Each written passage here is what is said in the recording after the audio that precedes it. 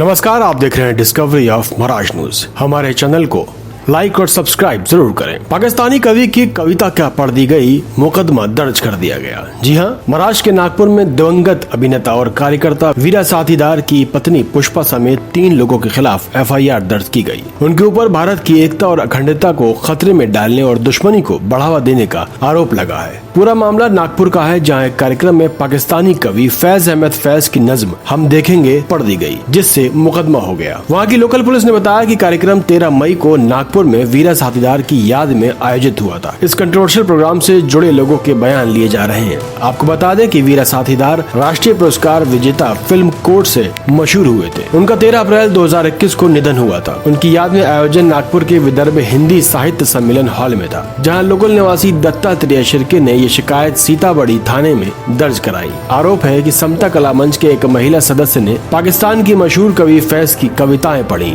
जिनमें ये पंक्तियां भी थीं। हम अहले सफा मरदूद हरम मसनद पे बिठाए जाएंगे, सब ताज उछाले जाएंगे, सब तख्त गिराए जाएंगे, हम देखते हैं, जिससे कार्यक्रम में की गई टिप्पणियों के कारण विवाद हो गया।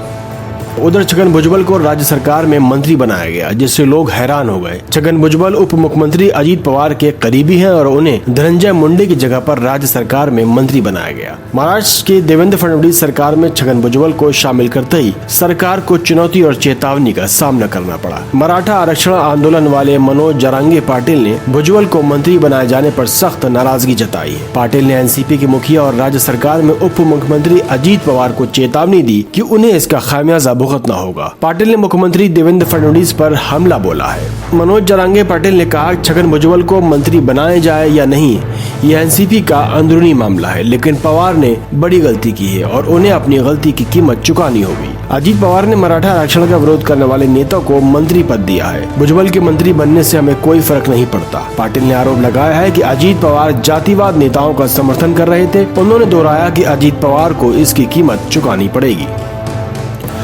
इधर महाराष्ट्र के CM देवेंद्र फडणवीस ने आम जनता को लेकर बड़ा फैसला लिया है। महाराष्ट्र कैबिनेट ने मंगलवार को नई गृह निर्माण नीति को मंजूरी दे दी है। 2007 के बाद राज्य में पहली बार घर निर्माण के संबंध में नई नीति लाई गई है। निर्णय की जानकारी देते हुए मुख्यमंत्री फडणवीस ने कहा कि न्यू हाउसिंग कंस्ट्रक्शन पॉलिसी करने के सभी वर्गों को ध्यान रखा गया है। मेरा घर मेरा अधिकार घोष वाक्य के साथ ये नई नीति लाई गई है, जिसका मुख्य उद्देश्य सभी को घर मुहैया कराना है। मंगलवार को मुख्यमंत्री फडणवीस की मंत्रालय में कैबिनेट बैठक हुई। बैठक राज्य से जुड़े कई प्रस्ताव को मंजूरी दी गई। कैबिनेट ने राज्य की नई गृह निर्माण नीति को दी मंजूरी में मेरा घर मेरा अधिकार घोष वाक्य से नीति लाई गई है। नीति निर्माण के समय हमने महिला, पुरुष, बुजुर्ग, छात्र समेत सभी पर विचार किया है। नई नीति में सरकारी जमीन पर निर्माण, घरों की कीमतों में कमी, किराए पर रह रहे लोगों समेत रिकंस्ट्रक्शन सहित सभी को ध्यान नई नीति में गया है। मुख्यमंत्री ने कहा, मेरा घर मेरा अधिकार की अवधारणा को व्यवहार में लागू किया जाएगा।